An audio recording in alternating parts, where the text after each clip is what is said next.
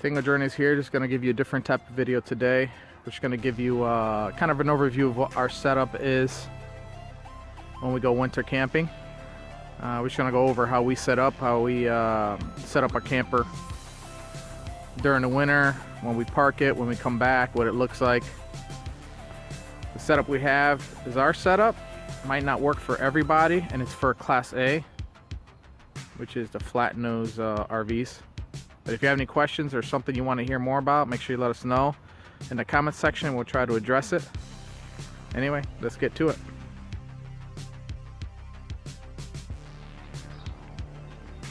All right, so this is our current situation, how we got everything kind of set up for the winter.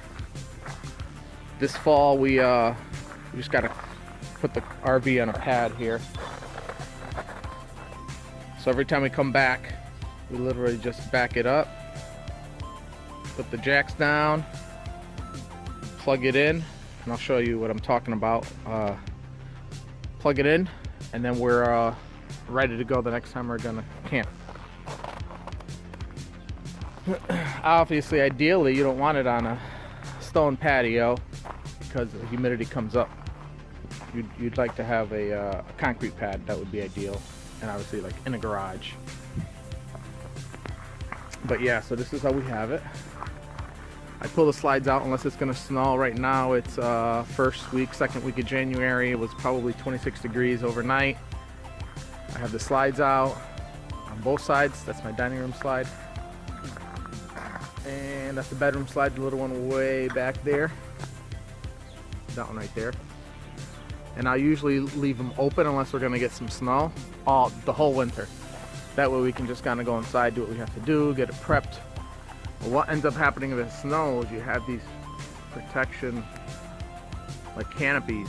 They go on top, and if they take on snow, they start to sag, and then when you close it, then you get all these you get snow buildup. But that's how we usually keep it all winter right there. A lot of people are surprised that we go camping in the winter, and they're like, "You go camping in the winter?" I laugh because I'm like, of course we go camping in the winter. It's like anything else, you prep for it, you can do it. I used to get the same question when we used to go when I was a carpenter. Gotta represent. When I was a carpenter, we used to work in the winter, and everyone would be like, "You work in the winter?" Of course we work in the winter. It doesn't stop. So let me show you our setup. Every camping trip, we'll come back, I'll back it up right in the spot. I'll put my tire guards on. Those covers, they help with the UV rays for the tires.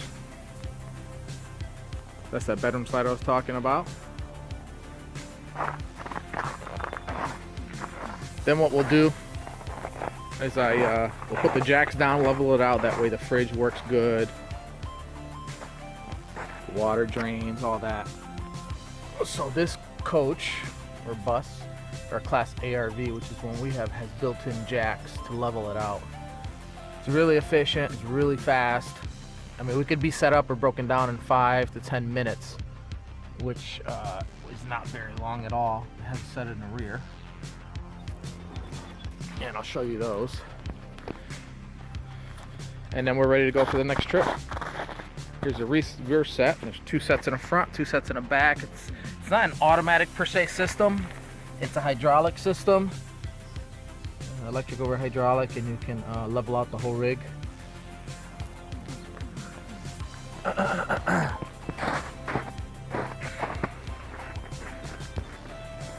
So that's it. Sits on a pad. We still have snow on the ground here.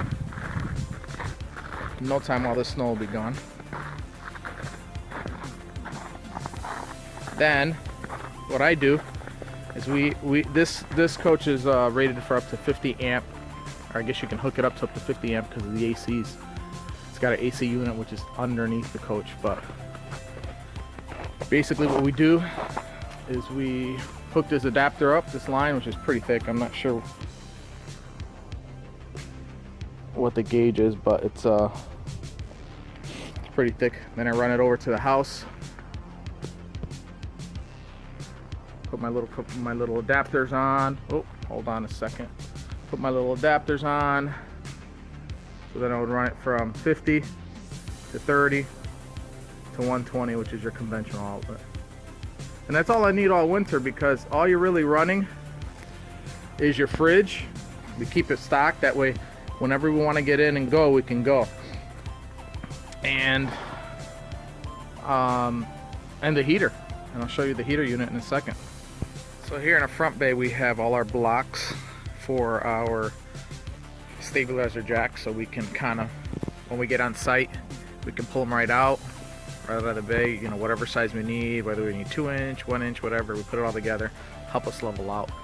This is kind of like an outdoor electrical panel here, the circuit breaker for a couple things. Then over here we have our power inverter, which converts the power inside. It also trickle charges your battery to charge it, you know, while you're just sitting here. And that's what allows us to use the TV while we're driving. You convert it, the power, so you can listen to the radio, the stereo system, all that good stuff. I'm gonna go inside here, give you a quick overview of what we have. Misa's in the process of getting some new pillows, so that's our dinette, which is currently being used as a dog bed. But with that power inverter, we can run a TV. There's an entertainment center up in that bay there, just like you would have in your house. Turn it on and you can watch TV while you're driving. But this is kind of how we just leave it in the winter time. If it gets really cold, like I said, or if it's going to snow, I'll close the slide outs, which is this one here. It'll come all the way up to this point, and the bedroom slide out in the back, which I'll show you. And the heat is an Atwood system. It's kind of hard to see, but there's a heater in there. It's gas powered. That 24.5 gallon propane tank that's outside, which is like 5 times the size of what you would put in your grill. It runs that right there. We have this control panel that's kind of almost like what you would have in your house. Thermostat, you just set it.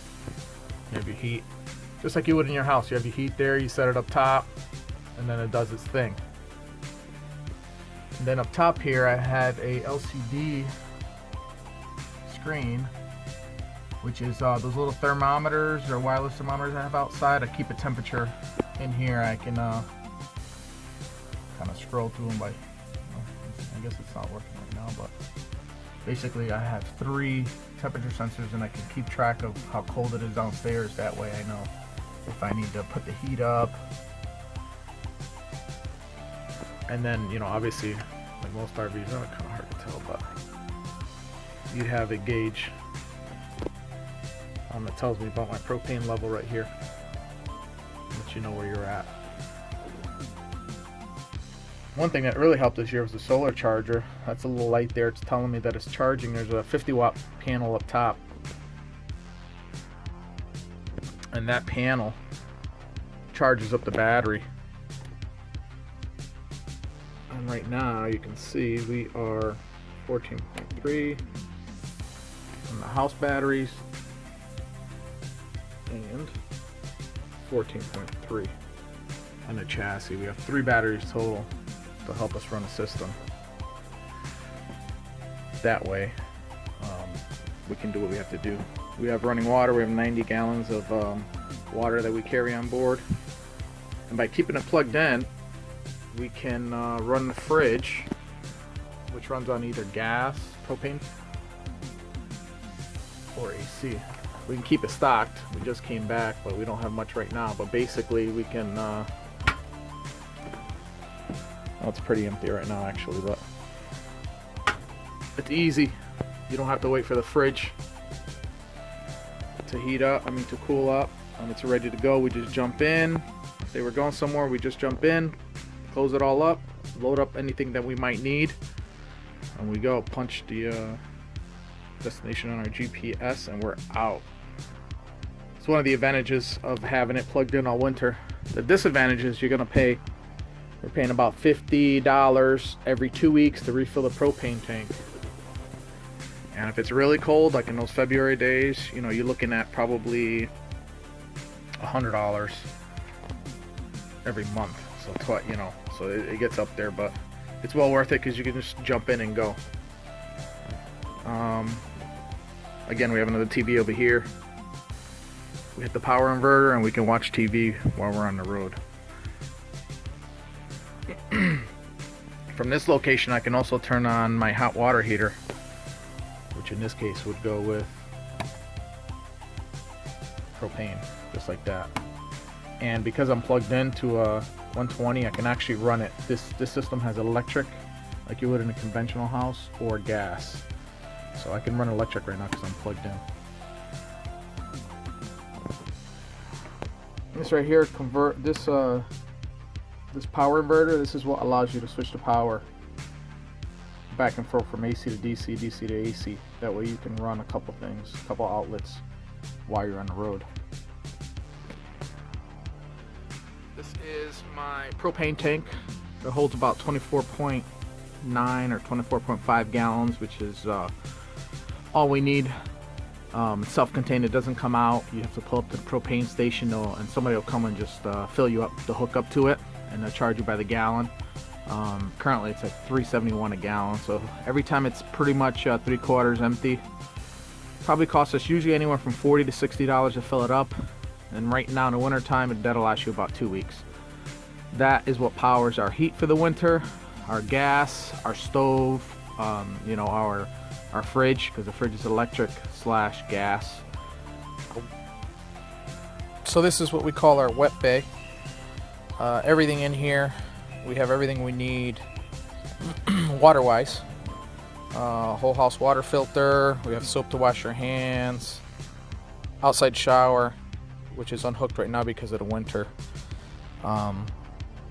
tank flush, so you can flush your inside tanks, like the black water tank.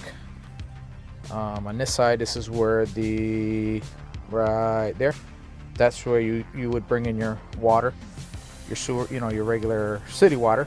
In this case, it's winter time. Usually you would have a hose hooked up to it. You have a couple options. You can hook up one of these hoses that comes with an electrical wire, and it keeps the hose heated in the winter time so it doesn't freeze. In this case, we have a 90-gallon freshwater tank underneath that we use, and with that, that supplies us with plenty of water. Also over here we have our, let me get a little closer, there's our black and gray water dump. And then right up here, this is how I monitor the temperature for underneath on these bays, and I'll show you that in a little bit. Basically, those are wireless temperature sensors, and with those I can tell whether or not that bay is warm enough. So yeah, that's it. Hopefully we answered your questions on our setup for winter camping. We can go into some more detail in other videos. I didn't want to make it too long, but if you have any questions, go ahead and write in the comments and let us know. Happy camping, and good luck to you.